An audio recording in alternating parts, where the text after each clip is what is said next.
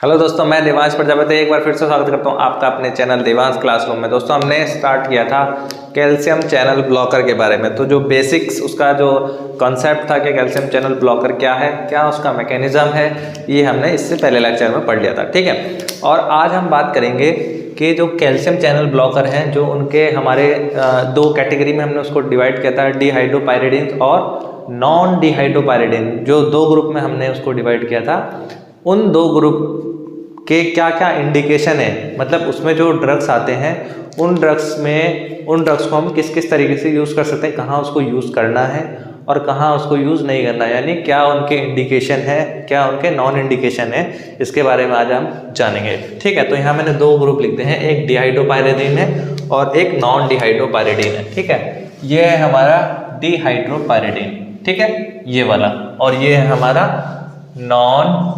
डिहाइड्रोपायरिडीन group. पहले बात करते हैं डिहाइड्रोपायरिडीन ग्रुप के बारे में। ठीक है, एक्शन मैंने आपको बता दिया था, कैल्शियम चैनल को ब्लॉक कर रहे थे, उसकी वजह से जो हमारा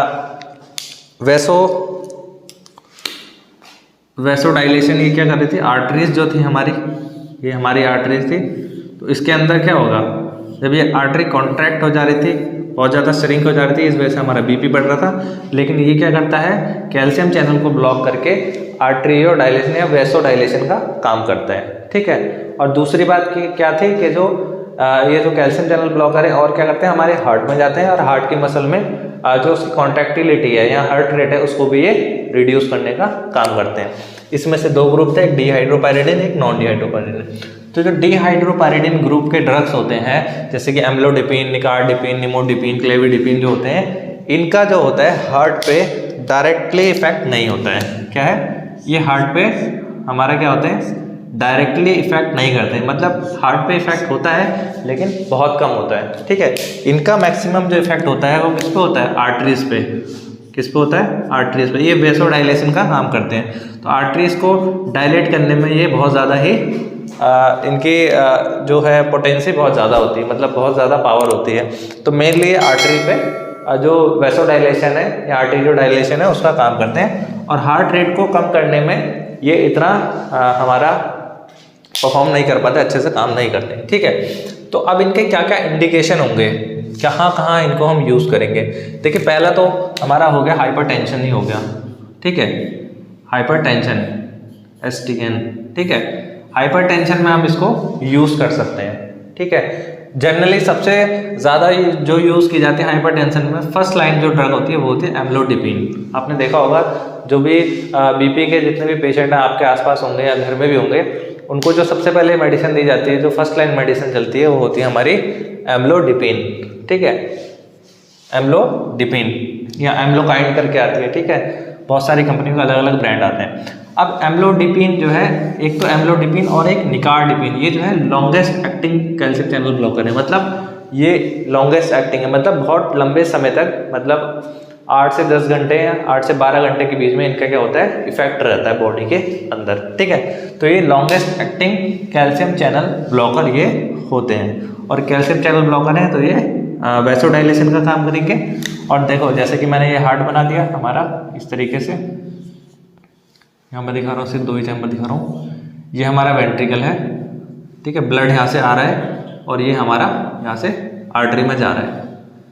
तो ये क्या कर रहा है, हमारा आर्टेरियो डायलेशन कर रहा है, आर्टरी को या वेसोडाइलेशन का इसको फैला देगा, जिससे क्या होगा, डायलेट करेगा तो ब्लड को पंप होने में आसानी होगी। तो उससे क्या होगा, हमारा ब्लड प्रेशर क्या हुआ यहाँ पे रिड्यूस हो जाएगा। जो बीपी बढ़ा हुआ है, क्योंकि पहले यहाँ पे श्रिंक था तो इसको प्रेशर ज़्यादा लगाना पड़ रहा था और इस आर्टरी में भी लोड ज़्यादा पड़ रहा था, इसलिए ब्लड प्रेशर बढ़ रहा था। लेकिन ये वेसोडाइलेशन का काम करेगा तो उसकी वजह से क्या होगा, बीपी कम हो जाएगा। लेकिन अब इसमें एक प्रॉब्लम होती है, किसमें, डिहाइड्रोपायरिडीन टाइप के जो कैल्शियम चैनल ब्लॉकर होते हैं।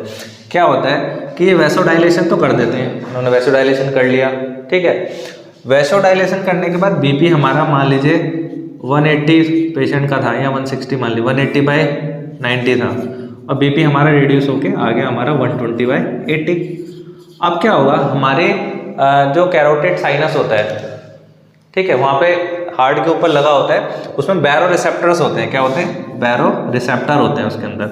तो जो बैरो रिसेप्टर होते हैं वो क्या होते हैं, ब्लड का प्रेशर को वो एक प्रकार से उसको सेंस करते हैं, ठीक है, ब्लड के प्रेशर को सेंस करते रहते हैं कितना प्रेशर चल रहा है। अब क्या होगा, जैसे ही ब्लड प्रेशर कम होगा तो वो उसको सेंस कर लेंगे कि ब्लड प्रेशर क्या हुआ है, कम हुआ है, तो वो क्या करेंगे, सिग्नल देते हैं हमारे सेंट्रल नर्वस सिस्टम को। तो बैरोरिसेप्टर सेंट्रल नर्वस सिस्टम को क्या कहते हैं, CNS को क्या कहते हैं, सिग्नल देते हैं, ठीक है। और जैसे ही वो CNS को सिग्नल देते हैं तो सेंट्रल नर्वस सिस्टम क्या करता है, हमारा क्या करता है, हार्ट रेट को बढ़ा देता है, हार्ट रेट को बढ़ा देता है, क्योंकि जैसे हम हार्ट रेट बढ़ाएंगे तो क्या होगा, कार्डियक आउटपुट बढ़ेगा, कार्डियक आउटपुट बढ़ेगा तो ब्लड प्रेशर हमारा इंक्रीज कर जाएगा। तो कंपलसेटरी मैकेनिज्म होता है ये, मतलब जो हमारी बॉडी है वो क्या करती है, उसी ब्लड प्रेशर को दोबारा मेंटेन करने की कोशिश करती है जो उसका पहले चल रहा था, ठीक है। बॉडी को भी आदत पड़ चुकी है उसी प्रेशर को झेलने की, और बैरोरिसेप्टर ने भी उसको बार बार सेंस करके ये मान लेता है कि ये इस बॉडी के लिए एक नॉर्मल प्रेशर है। तो जैसे ही प्रेशर कम होता है, बैरोरिसेप्टर को सिग्नल जाता है, वो कहता है कि ब्लड प्रेशर कहीं ना कहीं कम हो रहा है, तो ब्रेन को सिग्नल देता है, और ब्रेन क्या करता है, एकदम से अपना ब्लड प्रेशर हार्ट रेट को क्या करता है, बढ़ाने लगता है। और हार्ट रेट बढ़ा के वो क्या करता है, क्योंकि आर्टरी को तो वो कॉन्ट्रैक्ट कर नहीं सकता, क्योंकि वहाँ पे कैल्शियम चैनल ब्लॉकर की वजह से वो डायलेट ही हो रही है, तो वो वहाँ पे वो अपना काम नहीं कर पाता, तो वो हार्ट रेट को बढ़ा के बीपी को मेंटेन करने की कोशिश करता है। तो इसका एक साइड इफेक्ट क्या होता है, रिफ्लेक्स टैकीकार्डिया। रिफ्लेक्स टैकीकार्डिया मतलब हमारी बॉडी रिफ्लेक्स के तौर पे हार्ट रेट को बढ़ा देगी, ये इसका एक बहुत बड़ा साइड इफेक्ट देखने को मिलता है। तो जो निकार्डिपिन जो हमारी longest acting calcium channel blocker है, इसका क्या होता है, जो इसका रिफ्लेक्स टैकीकार्डिया का जो सिम्टम होता है बहुत ज़्यादा इसमें देखने को मिलता है, जबकि जो हमारा एम्लोडिपिन है इसका रिफ्लेक्स टैकीकार्डिया जो इफेक्ट आता है इसमें वो बहुत कम आता है। तो इसलिए जो होता है बहुत ज़्यादा जो यूज़ की जाती है वो की जाती है हमारी एम्लोडिपिन ड्रग, ठीक है। अब एम्लोडिपिन यहाँ पे हम यूज़ कर सकते हैं, लेकिन एम्लोडिपिन को आपने देखा होगा कि एम्लोडिपिन आजकल प्लेन नहीं आती है, ज़्यादातर क्या है, एम्लोडिपिन जो होगी वो क्या होती है, किसी बीटा ब्लॉकर के साथ आती है। कोई भी बीटा ब्लॉकर होता है, जैसे एटिनालोल वगैरह हो गया, बीटा ब्लॉकर के बारे में भी आगे पढ़ेंगे। बीटा ब्लॉकर जनरली क्या करते हैं, हार्ट रेट को कम करते हैं। अब ये एटिनालोल जो है, ये जो है हमारा एम्लोडिपिन है, ये बीपी को तो रिड्यूस कर देगी, इसने बीपी को रिड्यूस कर दिया, ठीक है, लेकिन हार्ट रेट फिर रिफ्लेक्स एक्शन में बढ़ गई। तो इस हार्ट रेट को मेंटेन करने के लिए इसके साथ हम एक बीटा ब्लॉकर साथ में जोड़ देते हैं। तो हमारा एम्लोडिपिन एटिनालोल के साथ आता है, जैसे एम्लोवाज 80 करके टैबलेट आती है, तो उसमें क्या होता है, बीटा ब्लॉकर भी साथ में दिया जाता है कॉम्बिनेशन में। तो बीटा ब्लॉकर जो साइड इफेक्ट आ रहा है हार्ट रेट का बड़ा होने का, उसको ये मेंटेन कर लेता है, ठीक है। इसलिए ज़्यादातर जो है हमारा कैल्शियम चैनल ब्लॉकर के साथ जो डिहाइड्रोपायरिडीन टाइप के हैं उनके साथ बीटा ब्लॉकर आता है, ठीक है। ये इसका इंडिकेशन है हमारा कहाँ इसको यूज़ करना है। अच्छा, जो हमारा डिहाइड्रोपायरिडीन टाइप के जो ड्रग्स होते हैं बीपी को तो कम करेंगे, ठीक है, हार्ट रेट को बढ़ा देंगे, कोई बात नहीं, उसको हम बीटा ब्लॉकर से मैनेज कर लेंगे। ये है हमारा प्रेगनेंसी के लिए सेफ ड्रग होता है, प्रेगनेंसी में इस ड्रग को हम यूज़ कर सकते हैं, जबकि नॉन डिहाइड्रोपायरिडीन ड्रग्स को हम प्रेगनेंसी में यूज़ नहीं कर सकते, ठीक है, उसके लिए ये सेफेस्ट ड्रग है। फिर इसमें हम बात करते हैं निमोडिपिन की, ठीक है। निमोडिपिन ड्रग क्या होती है, सेरिब्रो सिलेक्टिव ड्रग है। निमोडिपिन एक सेरिब्रो सिलेक्टिव ड्रग है, मतलब ये जो हमारे कैल्शियम चैनल ब्लॉकर हैं ये हमारे ब्रेन तक नहीं जा पाते, ठीक है, क्योंकि ब्रेन में क्या होता है, हमारा ब्लड ब्रेन बैरियर होता है, ब्लड ब्रेन बैरियर को क्रॉस, हर ड्रग ब्लड ब्रेन बैरियर को क्रॉस नहीं कर पाता।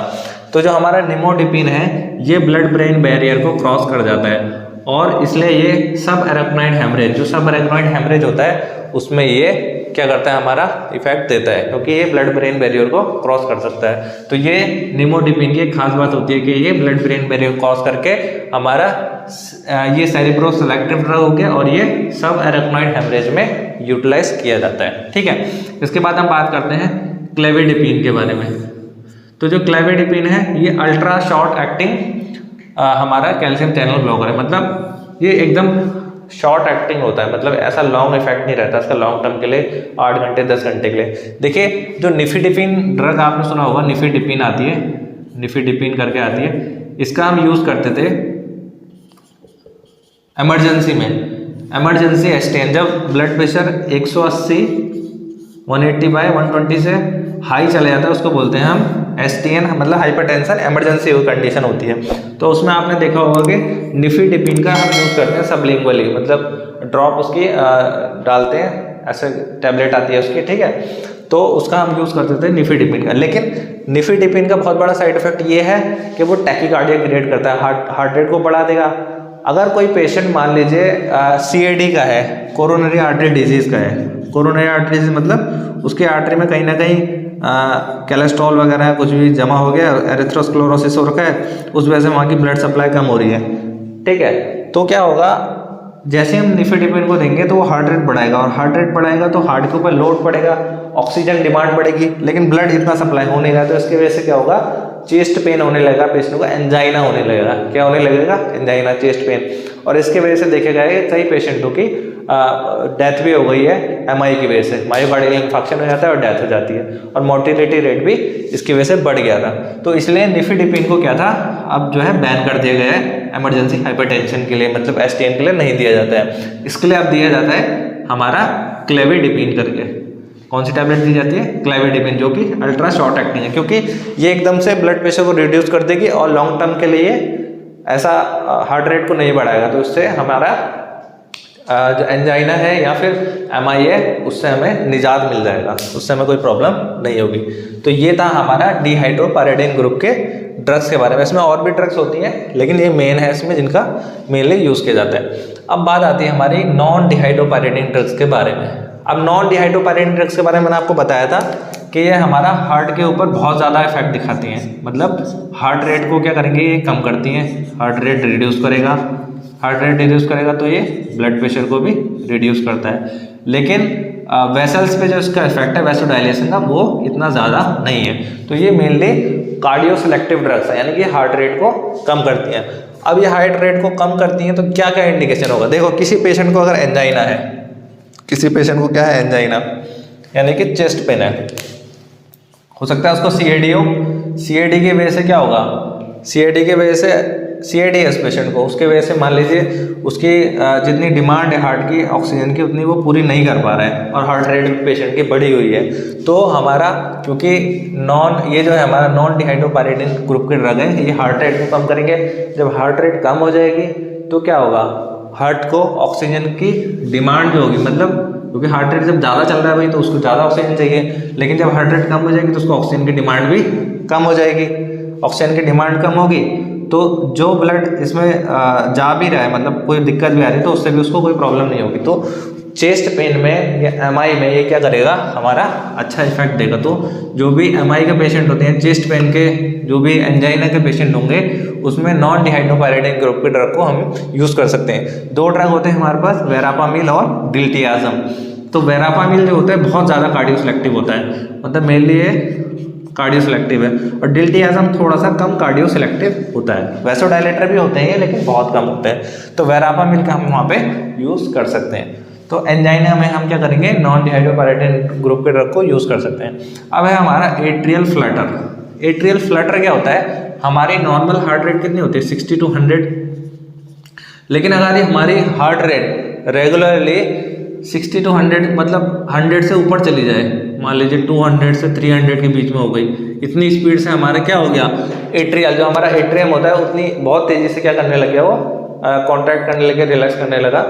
तो इस कंडीशन को बोलते हैं हम एट्रियल फ्लटर, क्योंकि यहाँ पे हार्ट रेट बढ़ चुकी है हमारी, तो उस हार्ट रेट को हम कम करने के लिए हम वेरापामिल या डिल्टियाज़म को यूज़ कर सकते हैं, क्योंकि ये कार्डियो सिलेक्टिव हार्ट रेट को कम करते हैं। तो जिस पेशेंट में हार्ट रेट वैसी हाई हो रखी है, एट्रियल फ्लटर हो रहा है, ठीक है, एट्रियल फ्लटर में आप ECG देखेंगे तो कुछ स्टेप का होता है, रेगुलरली बहुत तेज़ी से हार्ट रेट चल रही होती है, तो एट्रियल फ्लटर में इसका यूज़ कर सकते हैं। फिर है एट्रियल फिब्रिलेशन। देखिए, फ्लटर और फिब्रिलेशन दोनों में ही हमारे एट्रियम की जो रेट है बहुत ज़्यादा हो जाती है, 200-300 तक चली जाती है, लेकिन डिफरेंस ये होता है कि जो फ्लटर है वो रेगुलरली होता है और हमारा फिब्रिलेशन है वो इरेगुलरली होता है। मान लीजिए यहाँ पे वेव बनी, फिर यहाँ पे एकदम बनी, फिर रुक गई, इस तरीके से ECG बनता है, उसका आता है। इसके बारे में अलग से बात कर सकते हैं, वीडियो बना लेंगे, अगर चाहिए होगा आपको तो कमेंट में आप लिख सकते हैं कि हाँ, उसके बारे में मैं बता सकता हूँ आपको, एक नेक्स्ट वीडियो बना के एट्रियल फ्लटर और एट्रियल फिब्रिलेशन के बारे में। तो दोनों में ही हार्ट रेट बढ़ रही है, और ये हमारा कार्डियो सिलेक्टिव ड्रग है, ये हार्ट रेट को कम करता है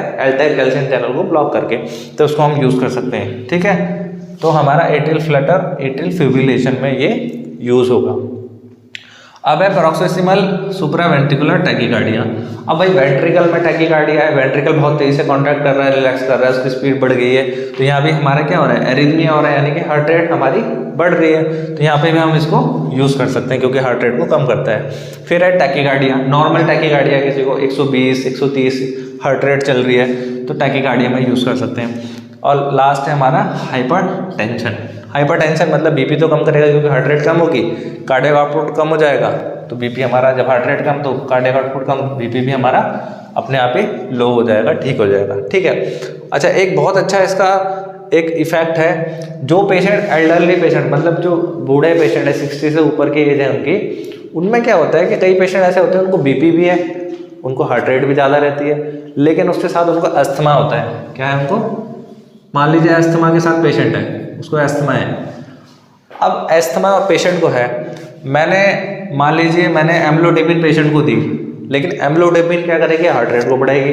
अब मैंने बताया आपको कि हार्ट रेट बढ़ाएगी एम्लोडेपिन, तो मैं उसके साथ बीटा ब्लॉकर दे दूंगा।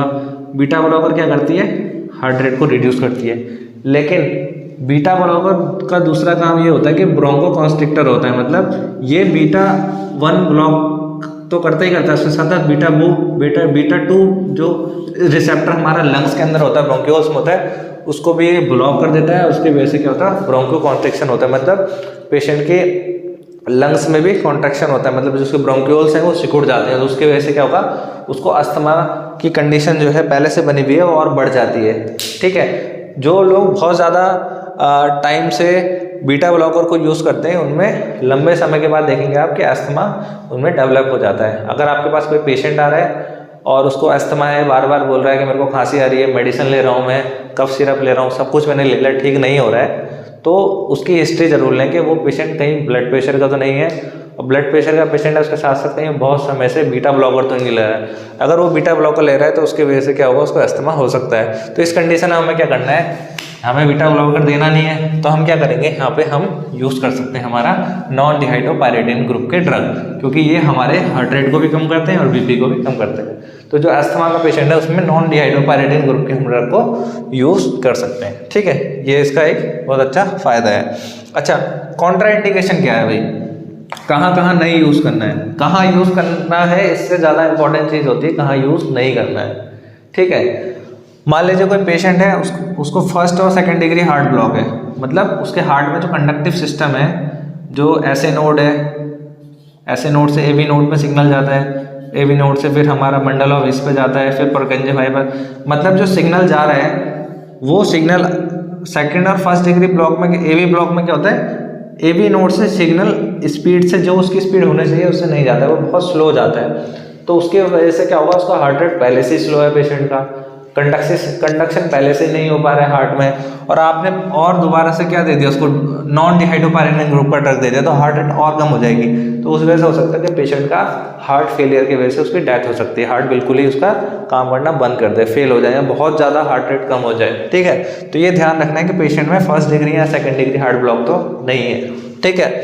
फिर है six sinus syndrome. Six sinus syndrome में क्या होता है, हमारा सिक्स साइनस सिंड्रोम में भी यही होता है कि हमारा जो कंडक्टिव सिस्टम है हार्ट का वो बहुत स्लो बढ़ चुका होता है, कंडक्शन जो करंट का है, फ्लो है, हार्ट में नहीं हो पा रहा होता है मसल्स तक। ठीक है।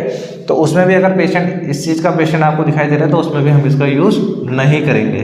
ठीक है। फिर है ब्रैडीकार्डिया। ब्रैडीकार्डिया कैसे बोलते हैं, हार्ट रेट 60 से अगर कम है, तो पेशेंट अगर आपके पास हाइपरटेंशन का है तो उसका हमेशा एक तो उसका बीपी लेना है, हार्ट रेट देखनी है उसका एक ईसीजी कराना है कि वो ईसीजी करा लेंगे उसको, कहीं वो first degree heart block, second degree heart block वगैरह तो उसके अंदर नहीं है, या सिक्स साइनस सिंड्रोम तो उसके अंदर नहीं है, ब्रैडीकार्डिया तो नहीं है, या पेशेंट के अंदर, पेशेंट अगर हार्ट फेलियर का है, पेशेंट का हार्ट पहले से ही फेल कर गया है, मतलब इतने अच्छे से वो पंपिंग नहीं कर पा रहा है, पहले से ही वो पंप नहीं कर पा रहा है, सप्लाई नहीं दे पा रहा, और आपने उसका और हार्ट रेट कम कर दिया, तो उसमें भी हमको हार्ट फेलियर में भी नहीं देना है। और कभी भी इस ड्रग को, यहाँ तो हम इसको यूज़ करेंगे बीटा ब्लॉकर के साथ क्योंकि हार्ट रेट को बढ़ाता है, लेकिन कभी भी जो नॉन डिहाइड्रोपायरेटिक ग्रुप के ड्रग हैं इसको कभी भी बीटा ब्लॉकर के साथ यूज़ नहीं करना है, क्योंकि ये वैसे हार्ट रेट कम करता है और आपने बीटा ब्लॉकर और दे दिया तो और हार्ट रेट कम होगी, तो पेशेंट हार्ट फेलियर की वजह से क्या हो सकता है, मर सकता है, ठीक है, उस कंडीशन में। तो ये कॉन्ट्राइंडिकेशन है इसके। और जो प्रेग्नेंट लेडी है उसमें भी इसका यूज़ हम नहीं करते हैं। तो first second degree heart block में नहीं करना है, 6 साइनस सिंड्रोम में नहीं करना है, ब्रैडिकार्डिया, हार्ट फेलियर, और ये हमारा बीटा ब्लॉकर के साथ यूज़ नहीं करना है। कहाँ कहाँ यूज़ करना है, एंजाइना, एट्रियल फ्लटर, तो जो भी इसके ये यूज़ है वो हम डिहाइड्रोपायरेटिक ग्रुप के ड्रग को यूज़ नहीं करेंगे वहाँ पे। एंजाइना में ये यूज़ होता है, लेकिन एंजाइना में इसको हम यूज़ नहीं करेंगे क्योंकि हार्ट रेट बढ़ाएगा और एंजाइना क्रिएट कर सकता है, ठीक है। तो ये था हमारा कैल्शियम चैनल ब्लॉकर का दूसरा पार्ट, और इसमें हमने इसका इंडिकेशन और कॉन्ट्रा इंडिकेशन के बारे में पढ़ लिया कि इसको कहाँ यूज़ करना है, कहाँ यूज़ नहीं करना है, ठीक है। इससे रिलेटेड कोई क्वेश्चन हो, आपको कोई भी सवाल हो, तो आप कमेंट में लिख के क्वेश्चन को पूछ सकते हैं, ठीक है। और इसके बाद हम क्या करेंगे, इसके बाद जो हमारे कैल्शियम चैनल ब्लॉकर के साइड इफेक्ट होते हैं उसके बारे में नेक्स्ट वीडियो में हम डिस्कस करेंगे, ठीक है। और अगर आप चैनल पर नए हैं तो सब्सक्राइब जरूर करें और वीडियो को शेयर जरूर करें। So thank you very much.